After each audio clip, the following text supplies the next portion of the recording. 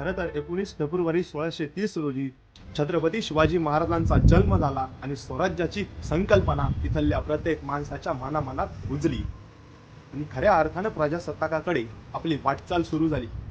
प्रजेचं राज्य आलं, पण काही कालावधीनंतर इथली जनता त्या छत्रपती शिवाजी महाराजांना विसरली.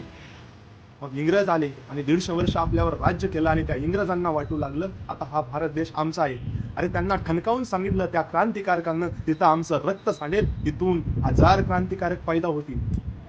आणि जिथं रक्त सांडलं तिथून लाखो क्रांतिकारक निर्माण झाले आणि हा भारत देश पुन्हा एकदा गुलामगिरीच्या जोखडातून मुक्त झाला.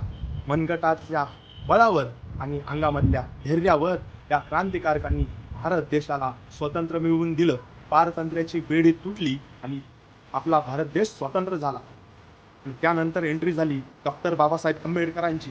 संविधान सभा स्थापन झाली आणि 26 जानेवारी 1950 रोजी संविधान अंमलात आणले आणि हा भारत देश खऱ्या अर्थाने प्रजासत्ताक झाला. अशा या प्रजासत्ताक दिनाच्या आपणा सर्वांना अगदी शुभेच्छा.